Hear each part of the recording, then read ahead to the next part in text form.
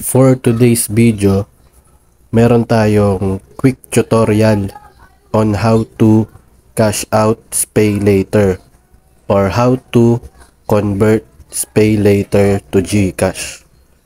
So, ang dami kasing nagtatanong kung paano nila may ka-cash out yung pay later nila para ma-transfer sa GCash account nila. So, ang una nyo pong gagawin is maghanap po kayo ng tindahan.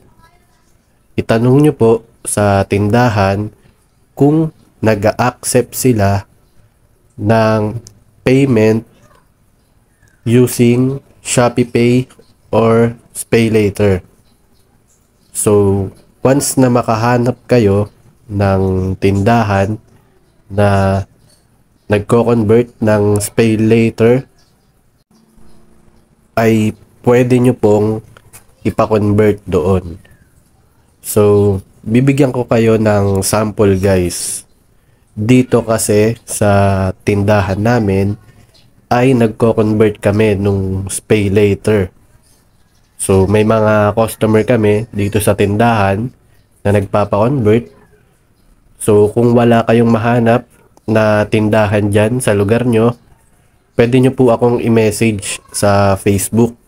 Nandyan po sa baba ng comment section and description ng video yung link ng Facebook account ko kung sakaling wala kayong mahanap.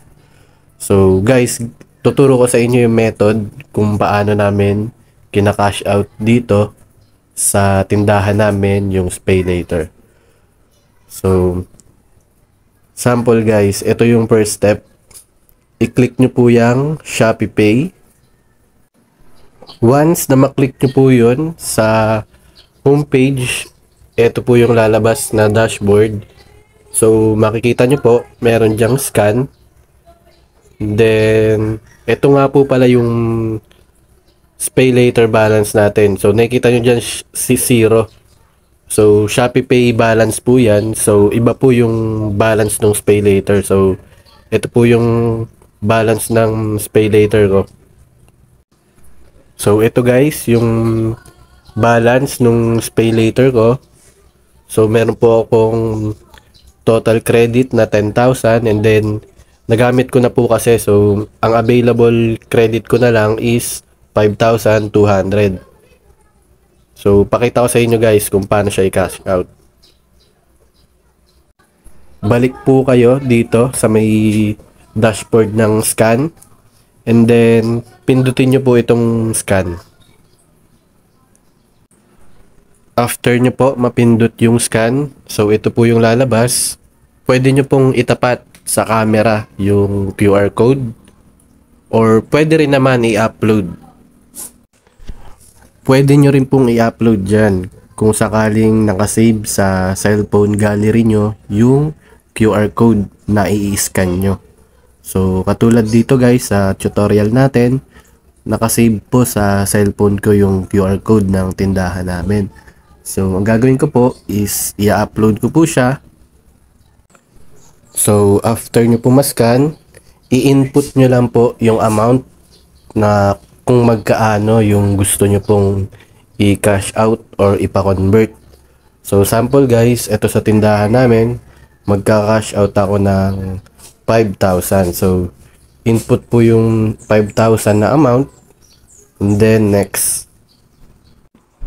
After nyo po ma-click yung next, ito po yung lalabas.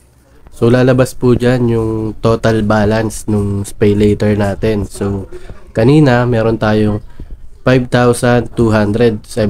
So ayan po yung balance natin. So ika-cash out po natin yung 5,000 na na-input natin kanina. So ayan po nasa baba. So lalabas yung kung magkano yung total na ika-cash out natin. So ito naman guys, may nakalagay dyan. So pag nag-cash out po ako ng 5,000, so meron pong lalabas na apat na choices. So mamili na lang kayo guys kung ilang months nyo siya gustong bayaran. Meron dyan 1 month, 3 months, 6 months, hanggang 12 months. So, naka-indicate na rin dyan kung magkano yung babayaran nyo per month. So, kung nakapili na kayo guys, kung ilang month nyo gusto bayaran, yung ipapa-cash out nyo, click nyo lang po itong Pay Now. So, kiklik ko na po yung Pay Now. So, after ko po maklik yung Pay Now, so, ito na po yung lalabas guys. So, successful na i-cash out na natin yung 5,000 na Pay Later. So, ganun din guys, kung magpapa-cash out kayo, ganun lang rin yung gagawin nyo. Hanap lang kayo ng tindahan dyan sa lugar nyo na nagka-cash out ng Pay Later. Tanongin nyo na lang guys.